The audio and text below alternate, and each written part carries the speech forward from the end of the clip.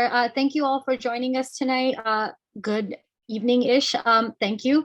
We're going to start with just going over some of our philosophies here at VSA. I'm going to kind of run through our teaching practices, why we believe what we believe. And I want to start first with talking about the pandemic learning loss. I think it's not big news for parents and students alike that they've, missed a lot between the last 2 years. We've been going through a lot of learning loss due to school closures. These articles here, they show from New York Times and very, very high magazines or articles that have talked about how much we've lost and how much learning has been lost because of changes from our virtual learning or changes that have happened during the school closures and such things like that. So our goal when we talk about our pandemic losses is to kind of really look at some of the work that is driving our lessons and driving our philosophy as to why we're doing this. If we look at these two charts, just looking at both of them about how much learning that has been lost, especially during COVID, if you look at the first one. And then if you just look at the second one,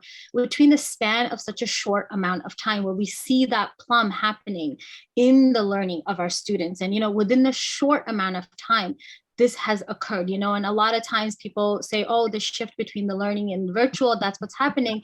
But here, when we look at this loss, it's really, really just a very steep curve. And we really need to build our learning and our teaching based on how this curve has kind of shown us what the next steps are. So if we continue moving forward with them, we can see how our goal and our vision at VSA is kind of I would say curved around both of them, right? We're looking at our vision of how we overcome this loss of COVID, but then it's not just looking at the loss, but we want to make sure that we are building, analytical thinkers, clear writers. We're building and enriching academic skills that our students can then take and build upon, and they can learn upon this, whether it's in English, writing, public speaking, mathematical concepts, or data analysis.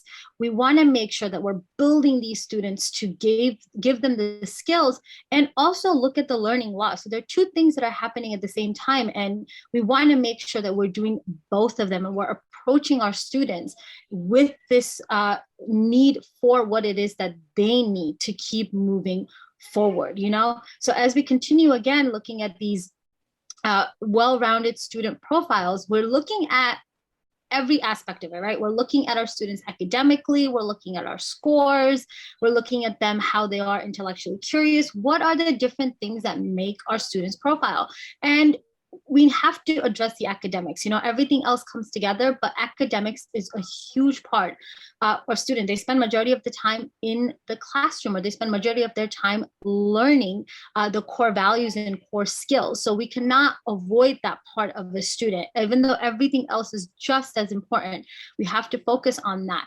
And as we move forward with this idea of what does each student need, or what exactly are the goals of a student, we here at VSA are really, really catering towards this growth and fixed mindset, right? So we're looking at a student as a whole. How can we give them the tools? How can we give them the skills necessary, both academically and the way they process, or both in a way that they approach materials, right? And we want to make sure that we are moving them towards a growth mindset, that they're looking at something and they're saying failure is an opportunity to grow, or okay, I received feedback on something and I need to try it again. How is that a good thing? How can I approach that in a much more positive way and not just say, oh, my teacher gave me this feedback and I'm done. Like, I'm tired of it and I only did it once and I'm one and done. And with the way we teach our classes, we really want to make sure that we're fostering this growth mindset. The students are able to take these skills and able to say, okay, I can come back to my writing, or I can come back to my reading and my math feedback, and I can keep growing and I can achieve more and more. So that's something that we're really, really focused on, is one of ways our lessons are geared towards as well.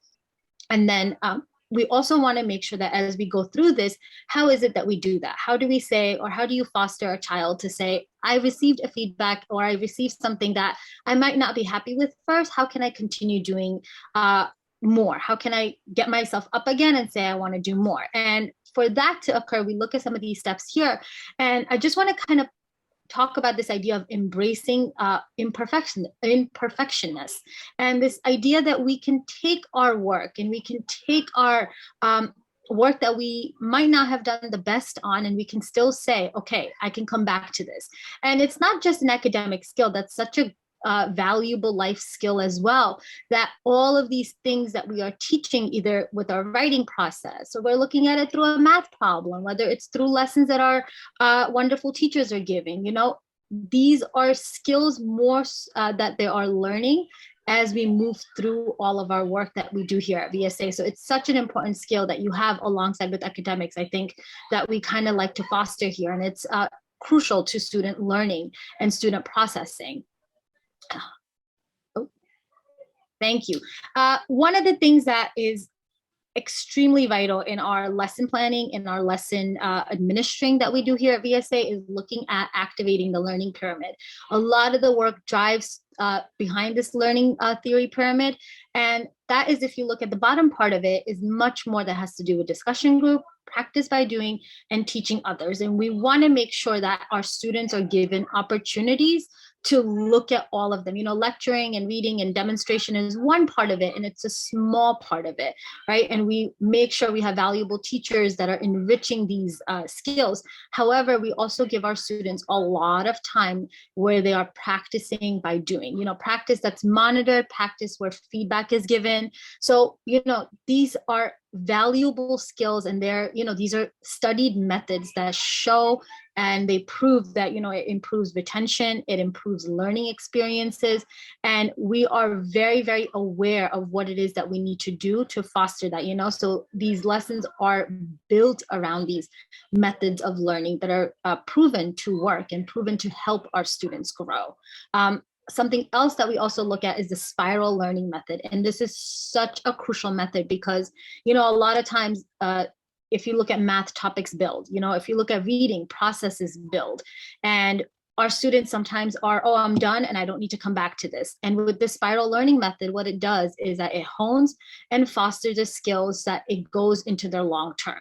We start with the process, you learn another topic, but then you review the topic that you have done in the past. And what that does is, one, it teaches the students, okay, skills are built upon, right? Whether it's reading skills or math concepts, that's one thing it teaches them. And then the second thing it also does is it gives them the opportunity to keep coming back to these topics. So they're able to remember them, they're able to use them as they move forward, they're able to register them more. So it's another method that we have in our skills. So we are always aware of, okay, we're at this level, this is where our student needs to be, and this is the method that they need to keep moving forward. So it's a big part of the lesson planning, it's a big part of the teaching that we do here at VSA. If you could move to, thank you. One of the things that we're also looking at are, these Scholastic Awards that our students are proud to be winners of. These are rigorous awards that they're not easy to attain. Thousands and thousands of applications come through. These students are honed in the skills that they do, and we encourage them and we make sure that we give them the skills that they need. We give them the practice that they need, that they can, apply to these things. And, these are, not only do they build students' ability to try out things that they want to do, it also shows that, the skills that they're learning are valuable and they yield results. And again, these are fantastic awards that our students have been, applying to, they've been winning. So it's been really great to have that for us. And then for our summer learning, we will be looking at studies in English and math. We will also be using this so students can catch up and advance in for their next grade. So public schools are usually closed for 9 to 10 weeks. That is a very big time for students to summer slide, whether it's if they're moving up from 4th to 5th or 5th to 6th, that's a big gap of learning that they're losing. And we need to make sure here that our camp schedule is designed in a way that our students can balance that, right? That they're not losing that slide. They're able to keep up with the academics that they need. They make sure we give them the self-confidence and the leadership skills. And our camp is designed to help students balance that. It's between academics, because of course, summer and academics, sometimes it doesn't sound right, but we need it. We need to make sure, that our students are balancing that and the other activities. So if we continue moving forward and we look at our virtual classes, they're designed with that in mind. You know, they're intimate classes of 4 to 12 students. We have one-on-one teachers and assistants in every class. And our TAs are there to help our students if there's any technological issues. So they're quick on their feet so the teacher can continue doing the work of teaching. The teacher can focus on what the students need.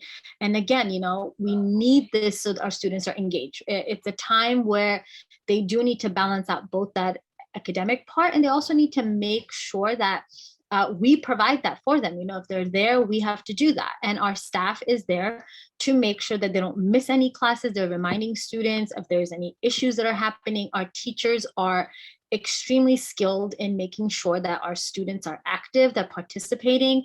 We have teachers that are coming through that are highly trained. And we here at VSA are a rigorous and highly skilled program where we're making sure that our students are receiving the best, whether it comes with the materials that we're curating to keep them in mind, or whether it's the teachers that are providing that, so everyone is aware of what it is that's needed.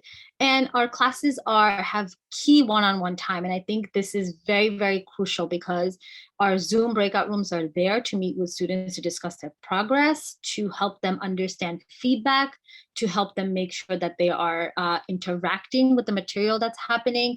Our chat function can, make sure that students are there and they're one-on-one aware, privately aware, so they don't feel that they're being called out or anything like that. And we are on top of what it is that our students need. And they're very effective because, our students can tell that, okay, what I'm doing is being seen, what I'm doing is valuable, and the teacher is there to make sure that they know this.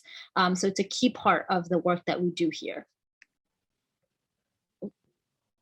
And as we move through our, seamless virtual learning, the result is where students are really, really learning. We have honed our classes with different formats, different lessons, and we're using online platforms that are making us aware of exactly what our students need, so we can see in live what they need. We have, families that receive all the materials in Dropboxes with schedules, information. It's very, very organized. It's very, very smooth running. So everyone is aware of what it is that's happening in the classroom. Students can go back and see what lessons, or what, if they have homework, what it is that they need. So it is no way, shape or form is it just, they log in and that's it, they're done. It is very, very geared towards making sure that the students are learning, making sure that the teachers are there to monitor progress and to monitor growth and monitor areas of strength and weaknesses alike.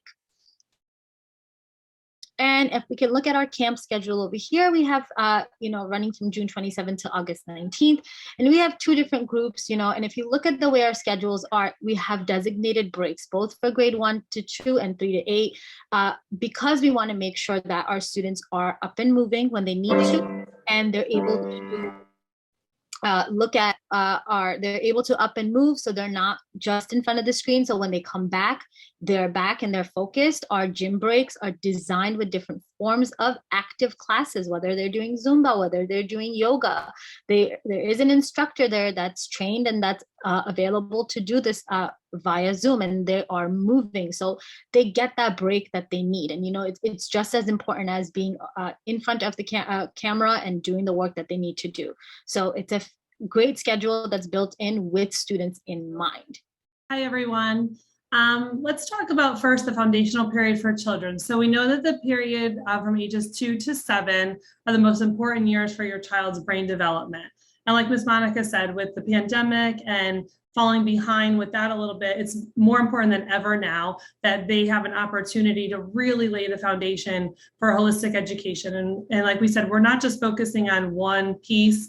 We really are looking at the whole child and everything that your child will need to be successful.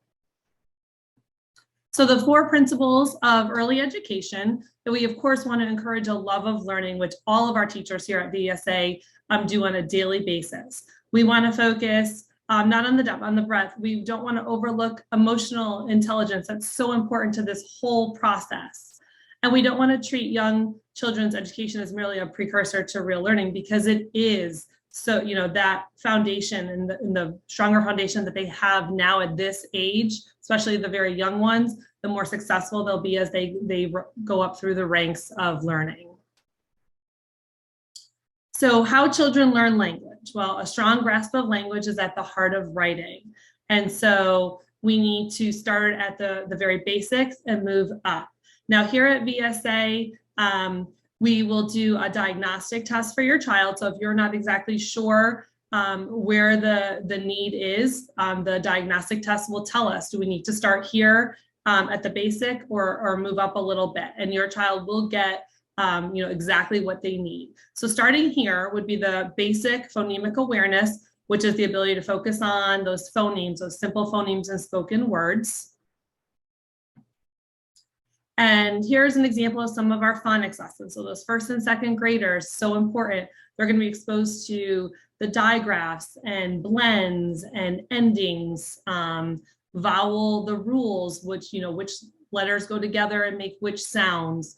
They'll have an opportunity to practice those phonics lessons together independently, and just really getting to the heart of what they need. So here again is a little poster for long vowel sounds spelling patterns that we will focus on in these first and second grade classes.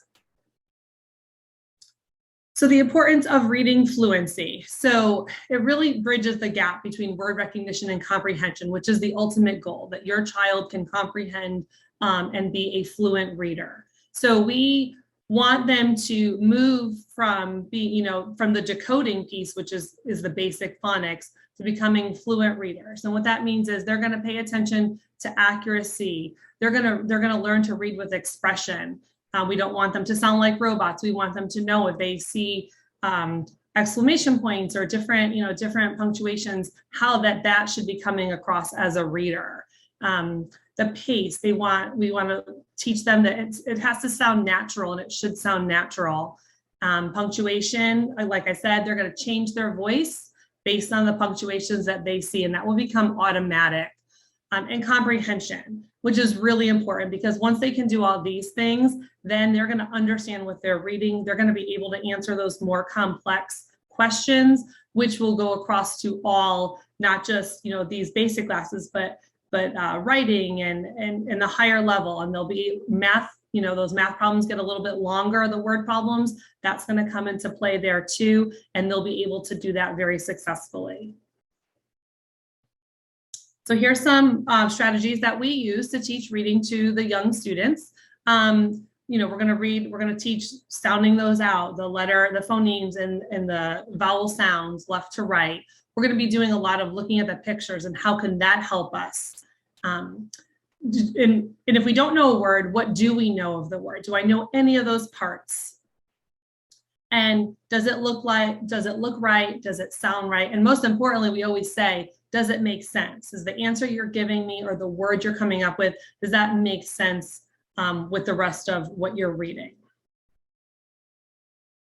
So our grammar classes, we're going to focus on a lot of these. These are really fun classes for your child. We're going to do proper nouns, adverbs, verbs, and that's all parts of speech.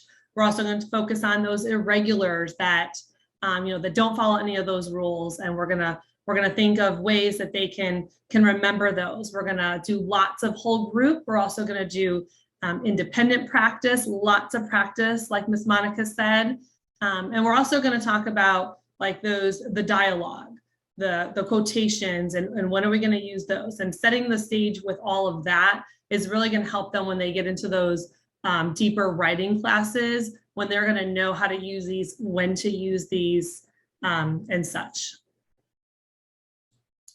So what do good readers do? Well, we want your child we want it to become automatic. Before they read any sort of text, we want them to read the title, think to themselves, what am I going to be reading about? Look over, just kind of breeze through a little bit before they really sit down to read in depth. During reading, we talk a lot about visualizing, making those pictures in our head, making connections between their prior knowledge and what they're reading. And we do a lot of, we read part of our story and then we're going to make predictions, because that's what good readers do. If we have confusing parts, we're going to reread, and we're going to look for context clues that are going to help us get to better understand what we're reading. And then after reading, of course, we're always reflecting on what we read, and we're checking our predictions. Were we right? And then making summaries that'll help us better understand what we were reading. So your child is going to have lots of exposure in these classes to both informational and literature texts. They're going to have opportunities to read these texts whole group. They're going to have opportunities to work on this and manipulate these texts using these graphic organizers, a couple of them that you see there. And then once they work independently, we come back together and we talk about it and we discuss it. And we have lots of meaningful conversations about what we're reading. Like this example here, this informational text, lots of text features that applies to almost anything that your child is going to read in any subject. And so knowing those pieces and being able to talk about them or why they're important is going to do wonders for your child in all areas. So we also are writing our writing process as a tool. So the writing process gives students the structure they need to be creative, and these students love to be creative. Like when it's time to write, they are so excited and they just have so many wonderful ideas. And so we're gonna break it down for them and teach them, especially at this young age, how should it look? What are the steps that we are going to take every time before we write, so that we're not just writing random, paragraphs or pages upon pages. We want to make sure it's meaningful. So they're going to learn the process, the writing process, like the pre-write, the drafts, the revising, the editing, and then finally the publishing. So a lot of those, lots and lots of practice, and it's not something, the process that is done in 1 week. It for sure, it's several classes before we actually get to a whole to publish our work, but lots of practice, lots of brainstorming. But we really want your child to be creative because we want it should be fun. And going through all these steps, they'll have lots of opportunities to work together and to share their writing. So here's some writing lessons and things that we're gonna talk about: introductions and ask the reader a question, write a description. We talk a lot about if we are writing our introduction, that is the first thing that the reader is going to see. So we want to make sure that is exciting for the reader so that they'll keep reading. So we talk about different, what kinds of words can we use, vivid verbs. Instead of just saying run, what else could I say? So they'll have lots of opportunities to brainstorm and practice, just coming up with not just basic words. We don't want boring writing. We want them to be creative. This is the time to do it, and we'll give them the tools that they need to do that. So essays, here is an example of an essay by a second grader, and we'll talk about they will have their checklist when we get to the end and we're writing our essay. These are the pieces that they need to do. Did they provide a hook? Did they introduce the topic, and so on? And if they didn't, it's like we said, it's not just one and done. You're going to have opportunities to go back. And so what VSA does is it's a very interactive learning platform. So it's in real time. So while they're working on their essays, the teacher can see what exactly they're working on and can watch them as they're doing it. So if we notice that they are struggling with something, or maybe we see them making a mistake or they need help with, we can jump in one-on-one and help them right then and there. So they are getting that one-on-one time, even though it's online. They're getting that one-on-one live time with the teacher that really helps, especially with something like writing an essay. So we have, for our virtual camp, we have a sample writing lesson. And so for here, we're going to talk about, we want to tell how our characters are feeling. So I don't want you to say over and over that he was sad. I want you to show me that how was he sad or why. So an example would be, you can write a tear rolled down Juan's cheek. And then you didn't tell me he was sad, but the reader's going to know by those details how he's feeling. If she was happy, we're going to say things like, this is awesome. We're going to go back to the grammar. We're going to use our exclamation points, and we're going to really put a lot of feeling into this. Again, it's taking it from one simple, he or she was happy, and really expanding it and letting them be creative. And this is a perfect opportunity for them to do so. So in this sentence, the writer is telling us that Tara is sad. But I think it would be more interesting if we gave details to show how Tara is feeling. So Tara fell off her bike and she was sad. Well, that's a terrible thing that she was sad, but I don't want you to tell me, I want you to show me. So I'm going to challenge you students to take this and stretch it and see how many details can they add to make the reader more engaged with what they're writing. So instead of just saying Tara fell off her bike, she was sad, I could say, Tara fell off her bike, she tumbled to the ground and grabbed her knee, and tears filled her eyes. So as you can see, we have taken two simple sentences and really stretched them and added lots of details to show how our character was feeling. And that is what's going to be really important to the writing process. We want students to be able to do this. We want students to be able to it will become automatic. We want them to get away from just saying, he or she was sad, and being able to really give lots and lots of detail and descriptive paragraphs. Again, how can we show what Stephen is feeling instead of telling? I don't want my writers to just say that Stephen is sad or scared. We want to show. So Stephen heard a noise in the dark, he was scared. So instead of saying that, I'm going to put, he sat up in bed shaking. Well, what was that? He said aloud. So you've got lots of things happening in that. So that is, we're showing how he is feeling. We're using dialogue, which what we'll be practicing as well with the quotations. He said aloud, we're just adding lots and lots of pieces. So by the time we get to the end essay, they have lots of practice, and it will set them up for very, very successful essays. Now, switching to math, which also we'll be working on this summer, we want them to really gain lots of confidence in math. We want them to be mathematical thinkers. We want them to be creative when they're coming up with ways to solve their math problems. And we want those problem-solving skills to be at the forefront of their mind all the time. So how are we going to do that? Intensive, interactive, and engaging lessons. So here's just a quick look at the first grade and second grade. We do a lot of, like they'll have their whiteboards, lots and lots of practice. They are going to have practice with all the standards that they need for first grade and second grade. Like I said, lots of group practice, lots of independent practice. And if they're getting it wrong, they're going to have additional practice to opportunities to improve. Same thing with second grade. They're going to have lots of opportunities to work together. Even though we're online, they're going to work together with a partner, with the whole group. Independent practice is very important too.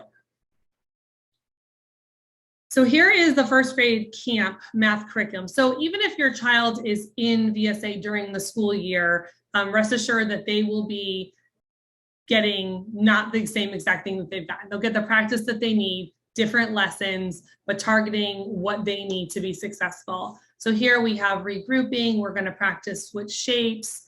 They're going to have lots of time to practice themselves, drawing pictures, writing equations that will help them solve these problems. Here's a second grade camp math curriculum. Again, we're going to be looking at hundreds, tens, and ones. We're looking at those line plots, bar graphs, more word problems. We're taking information and displaying it on a graph, but also in an informational table. We're talking about rounding numbers. And again, lots of practice for this on their whiteboards, together in class, maybe with a partner, and lots of independent practice so that they can really, really understand the material and be ready to move on at the end. So here we have a sample math lesson. So we're going to practice subtraction with regrouping, which is always a challenging, but something that they really need to grasp at this level. So because again, it goes back to that foundation that's going to help them be successful later in the math. So we know two different strategies to help us solve subtraction problems. So in this lesson, we've already practiced the make a 10 strategy. The second one is regrouping. We call this borrowing, but we also, when we have 1 minus 6, we say, well, there's more on the floor, we're going to go next door, we're going to borrow, we're going to make that 3 a 2, the 1 becomes 11, and we can subtract once we have that set up there. Perfect. And then subtract normally. Again, those word problems, those reading skills are going to come in handy here. We're going to encourage them when they're doing word problems to underline the questions, circle the important numbers, and we want them to have opportunities to draw pictures to match the problem so that they are really getting a visual to set that foundation so that they can see what they're working with. So let's review. What's a word problem? We know that a word problem is a math problem that's told in the form of a story. We want to find out what number's missing. That's usually what we'll have to figure out. And like I said, we're always going to underline the question, circle important words, and really make sure we're always asking ourselves, does it make sense what strategy I'm using to solve the problem? So again, lots of practice. Reading the problem. First, we're going to read the problem without underlining. Then we're going to read it again. And this time we're going to underline the question and circle those important numbers. We're going to find out what's missing. And do I need to add or subtract to solve this? And once I get my answer, did my answer make sense?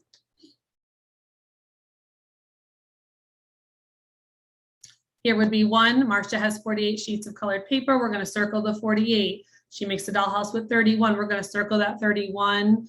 And of course, always the question, how many sheets of colored paper remain unused? Your child will be writing this word problem down. They will have an opportunity to draw pictures if needed for each one.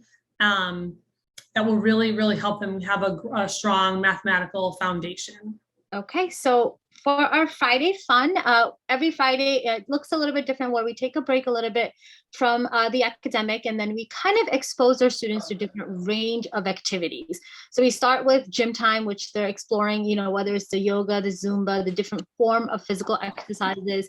They're doing fun with science, chess and arts, and the people that are working with them, the educators and the people and artists that are working with them are very well versed in what they're teaching.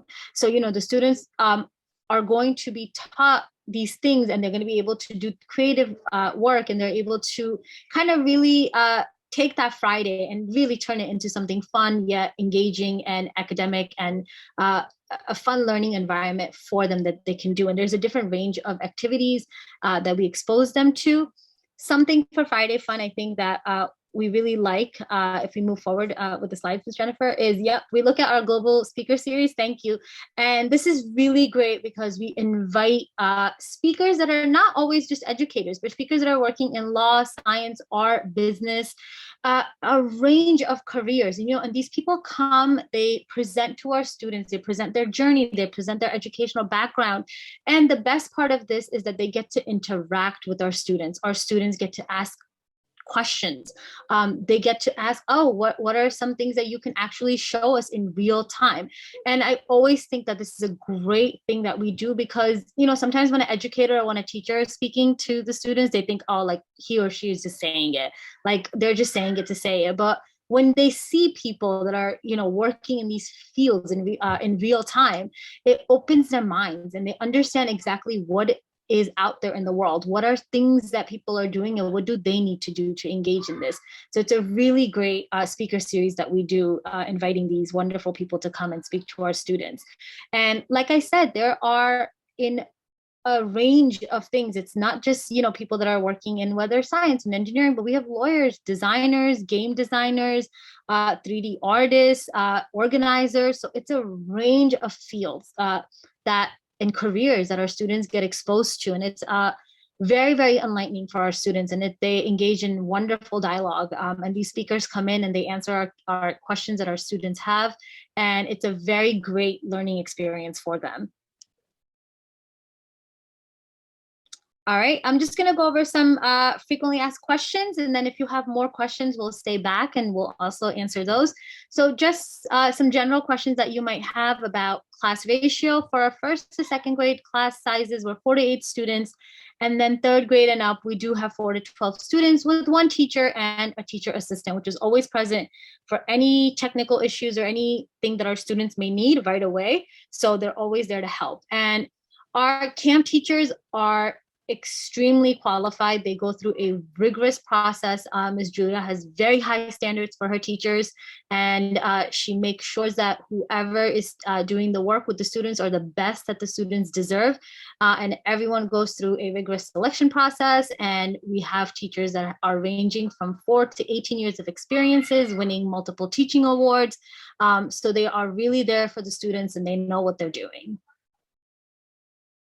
How the students are placed, we have new students take diagnostic tests, which I've mentioned a little bit earlier. What that diagnostic does is it really gives us an idea about what are skill sets that our students need, whether it's English, whether it's math, and we place them in classes that are well suited for them, which sometimes might not happen in school. So we really make sure that we give our students what they need and we meet them at that level. In terms of homework, first and second grade campers do not have any homework. For third grade, we do have writing assignments that we ask them to complete. And we do have public speaking practices, so if they are working on a speech for that week, they are expected to practice those speeches. For math, we like to keep things live and in class so we get to see those practices in real time. So there's no math homework. In terms of how to register for camp, we're signing up before March 15th. We're also giving a great 35% off. So, you can also decide the weeks that you want to do before April 30th of this upcoming month. So we highly, highly recommend that you take us up on this offer. And these are just some wonderful testimonials from our past campers, past camp parents about our experiences, their experiences with us, and what they like about the work that we do. And I'll let you guys kind of read that on your own.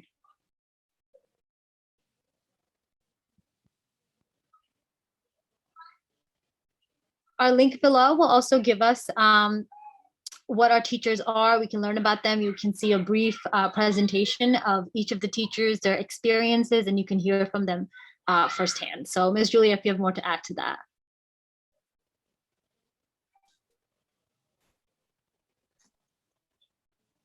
All right, everyone. Thank you so much for being with us today. We appreciate you taking your time out. If you could look at this wonderful slide about all of the information in terms of contact, where to register for camp, how you can save more, and all of the wonderful things that we have to offer at VSA, please, please, please check us out on these links below. Thank you.